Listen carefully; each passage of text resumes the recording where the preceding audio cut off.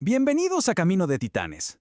Hoy vamos a meternos de lleno en una conversación, una que tiene, 5.000 años, y que por increíble que parezca, trata sobre la batalla más importante de todas. Y no es una batalla con ejércitos y espadas. La verdadera lucha se libra aquí, adentro. Y miren, no somos los únicos en sentir su poder. Pensadores gigantes como Emerson o Thoreau quedaron fascinados con este texto. ¿Y por qué?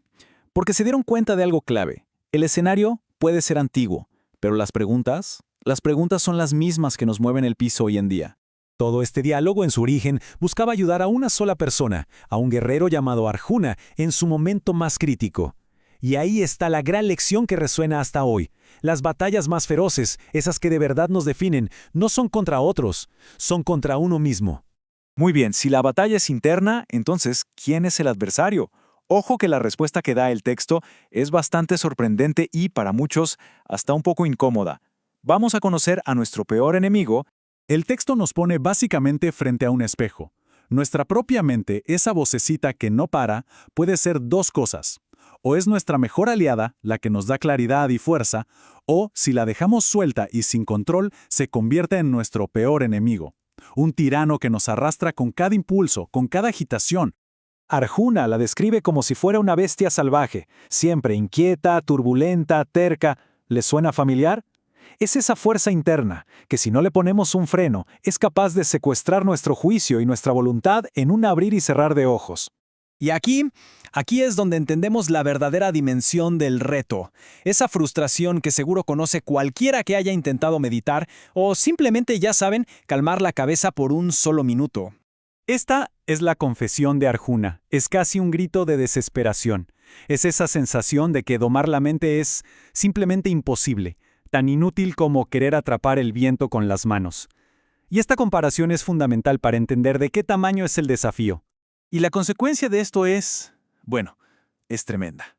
Un solo sentido fuera de control, un antojo, una simple distracción, es suficiente para que nuestra inteligencia entera sea arrastrada fuera de curso, tal cual como una ráfaga de viento desvía un bote sin control.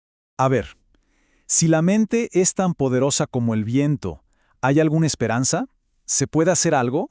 La respuesta del texto es un sí, y nos da una estrategia muy clara, dividida en dos partes. Ok, pasemos a la solución. Y no se trata de pelear a la fuerza. Es más bien una estrategia, una conquista que se logra con dos herramientas muy específicas, la práctica y el desapego. La estrategia es doble, como les decía. Por un lado, la práctica constante, mantener la mente acutada en algo positivo, algo que la purifique, y al mismo tiempo, el desapego. Ir soltando conscientemente todas esas distracciones y apegos que nos juegan en contra. Es un movimiento de enfocar y soltar a la vez. El texto nos deja una advertencia muy clara. Si no hacemos estas dos cosas juntas, cualquier intento de autocontrol no sirve de nada.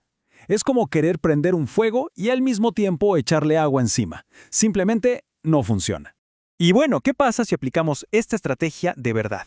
¿Cómo se ve una mente que finalmente ha sido conquistada? La transformación es total. Se convierte, literalmente, en una llama inquebrantable. Aquel tirano interno se convierte en nuestro mejor amigo. Donde antes había un tornado de pensamientos, ahora hay una calma y una estabilidad impresionantes. Se consigue una mente que no se tambalea con el caos de afuera, que se mantiene firme tanto en los buenos como en los malos momentos. Y esta es la imagen final, la metáfora perfecta para una mente conquistada. Es como la llama de una lámpara en un lugar sin viento. No parpadea, se mantiene quieta, firme, protegida de cualquier distracción, iluminando todo a su alrededor con una luz constante y clara.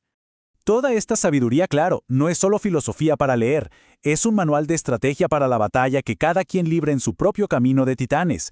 La verdadera pregunta es, ¿cómo la ponemos en práctica? Al final del día, el poder de elevarnos o de hundirnos está en un solo lugar, en el estado de nuestra propia mente. Es la única herramienta que de verdad tenemos para construir nuestro destino.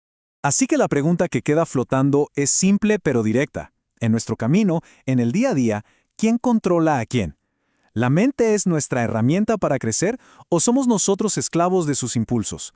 Porque en esa respuesta se define si ganamos o perdemos la batalla más importante de todas. Hola, bienvenidos a todos a Camino de Titanes, qué gusto que nos acompañen. Hoy tenemos un análisis que la verdad me tiene muy emocionado. Vamos a hacer una inmersión profunda en unos extractos muy específicos del texto milenario conocido como el Bhagavad Gita tal como es. Sí, es una lectura fascinante. Y además estoy segura de que es un tema que nos va a dar muchísimo para hablar hoy. Totalmente. Y, a ver, para dar un poco de contexto a quienes nos escuchan, hay un dato sobre el origen de esta fuente que a mí siempre me vuela la cabeza. Históricamente, este discurso duró apenas unos 30 minutos. Media hora. Nada más. Exacto, 30 minutos. Y no fue en un templo tranquilo, fue en medio de la tensión absoluta de un campo de batalla en Kurukshetra, que está a unos 160 kilómetros de Delhi.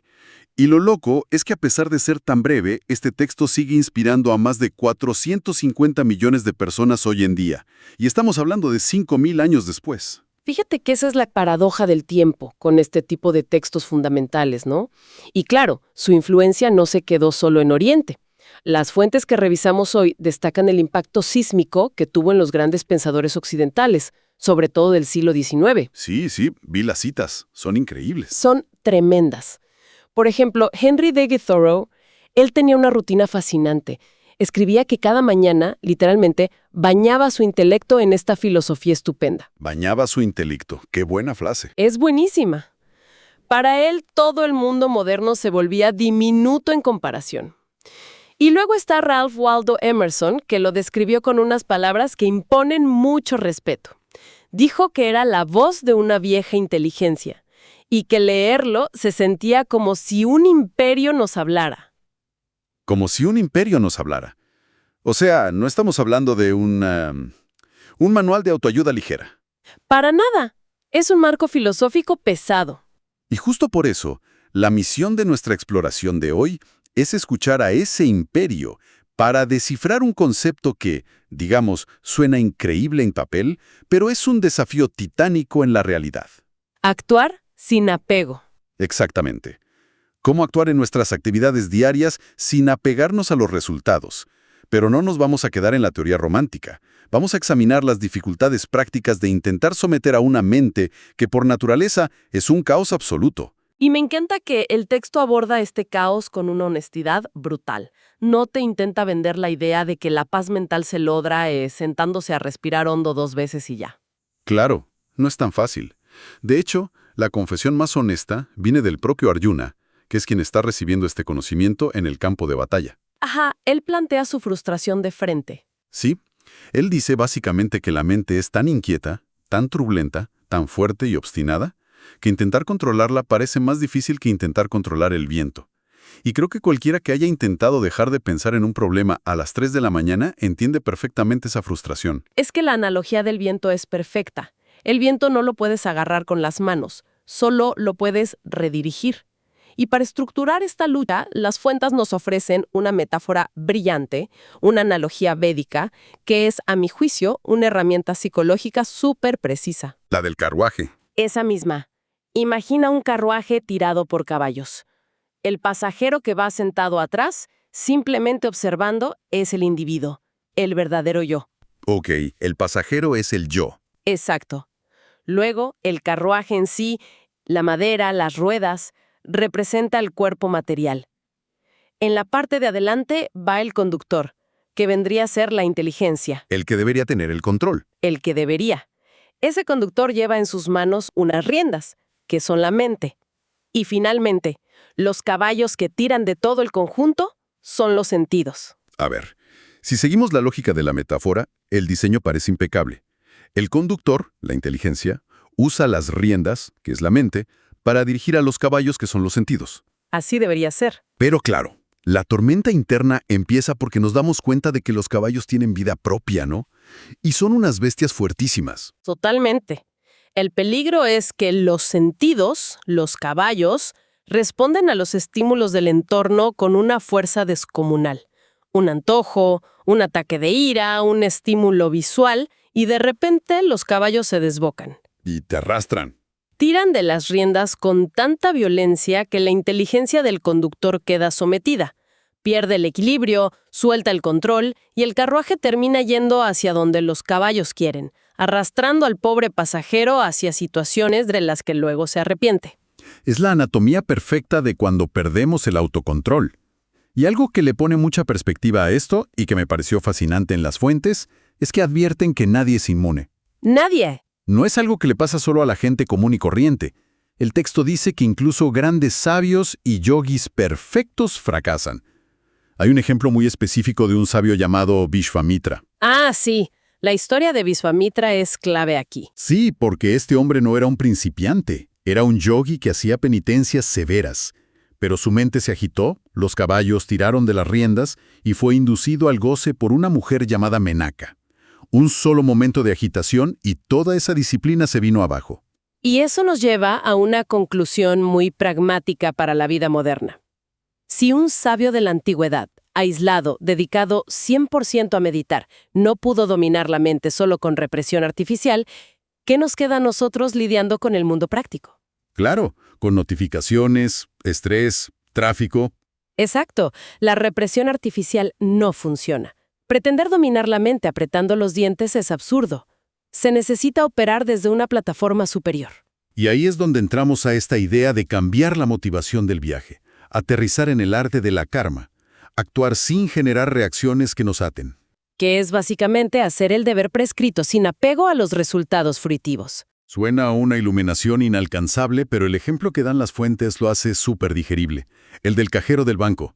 Es la mejor manera de entenderlo. Piensa en un cajero de banco. Puede contar millones de pesos para su patrón durante todo el día. Todo el día manejando fortunas. Sí, y tiene que ser impecable, muy concentrado, pero cuando termina su turno no exige ni un centavo para sí mismo. Reconoce que el dinero no es suyo. Hace su trabajo a la perfección, pero bajo el principio de que nada es mío. Lo que el texto llama nirmama. Nirmama. Es un gran concepto, y las fuentes ponen otro ejemplo similar aplicado a una fábrica. Hablan de un obrero trabajando en la modalidad de la bondad. Ajá. Este trabajador no es apático ni perezoso. Es entusiasta, es resuelto, hace su labor con su mejor capacidad. Pero se mantiene completamente indiferente al éxito o al fracaso de la empresa en un sentido egoísta.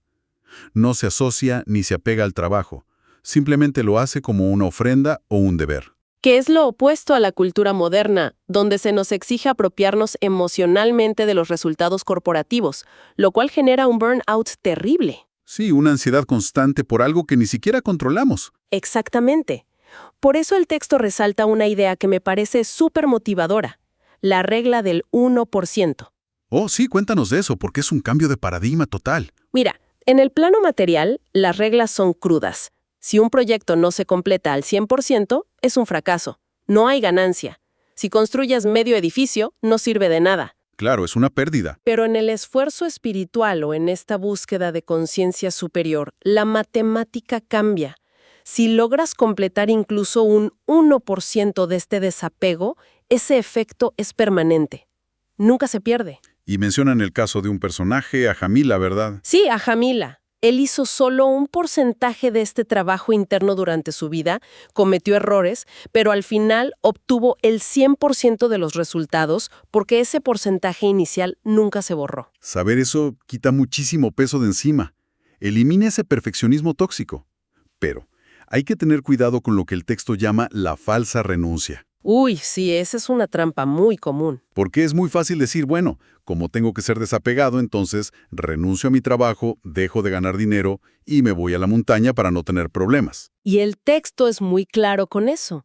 Renunciar al trabajo por considerar que es problemático o por temor a la angustia física o mental es una renuncia en la modalidad de la pasión y advierte que el resultado de esa evasión siempre es miserable. Evasión no es desapego. Exacto, no puedes simplemente abandonar el carruaje. Tienes que quedarte en el campo de batalla de la vida diaria, pero aprender a controlar los impulsos. Y para eso, las fuentes son muy específicas. Mencionan que antes de abandonar el cuerpo, uno debe refrenar fuerzas muy puntuales. Las fuerzas del hablar, de la ira, de la mente, del estómago, de los genitales y de la lengua. Y a quien logra esto se le llama Goswami, un maestro de los sentidos. Goswami. Pero claro, decirlo es una cosa. ¿Cómo se logra en la práctica mantener este estado? El texto usa una metáfora médica muy interesante.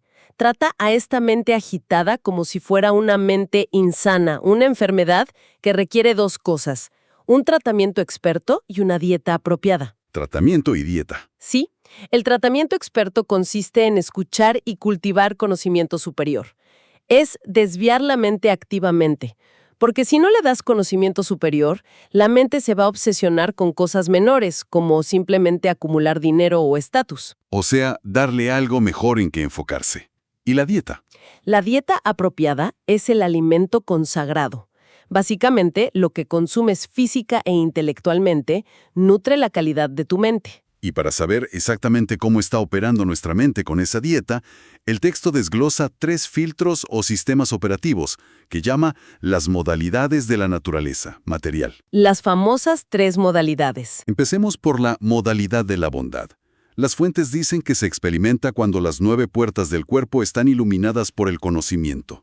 Las 9 puertas son los 2 ojos, 2 oídos, 2 fosas nasales, la boca, el genital y el ano. Sí, y estar iluminado significa que uno ve, oye y saborea las cosas en la posición correcta. Trae una felicidad espiritual limpia. Es como tener el parabrisas limpio. Ves la realidad sin distorsiones ansiosas. Pero luego está la modalidad de la pasión.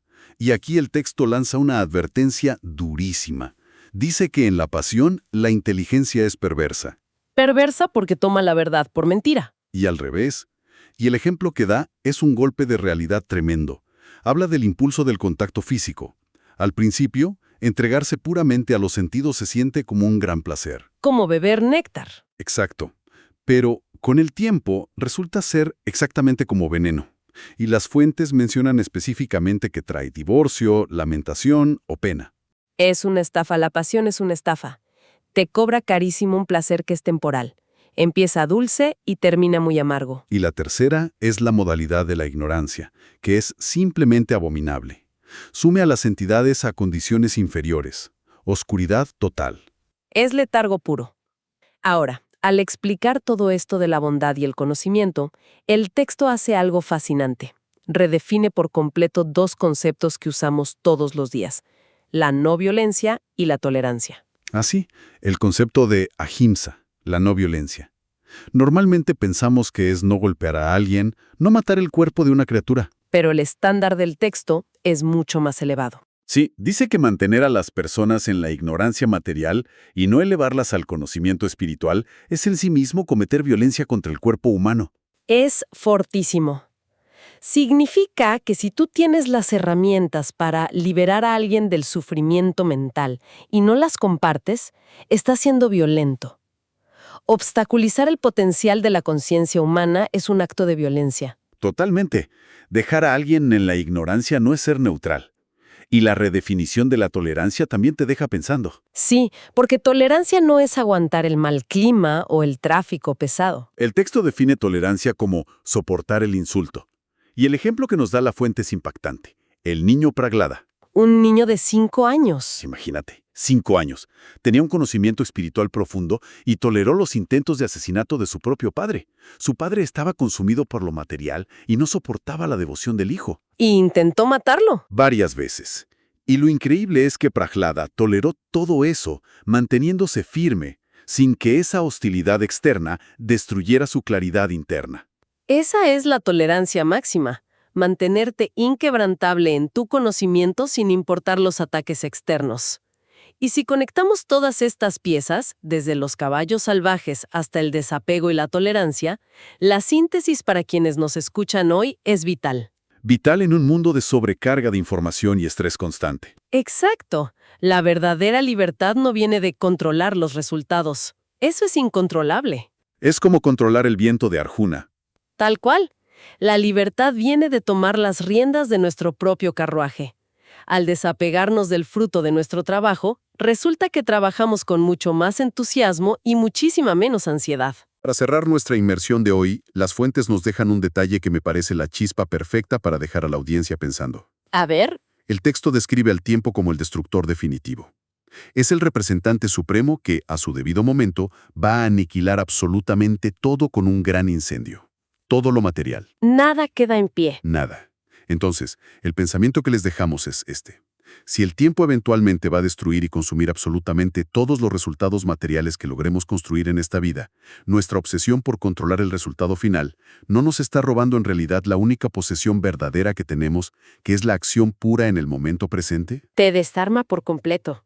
Te obliga a soltar la obsesión por el futuro y volver a la calidad de lo que estás haciendo ahora mismo. Así es. Una idea profunda para reflexionar. Y con esto llegamos al final de este análisis. La invitación para quienes escuchan Camino de Titanes es que observen los caballos de su propio carruaje durante el día de hoy. Fíjense cuándo tiran de las riendas. Ha sido un placer. Hasta la próxima.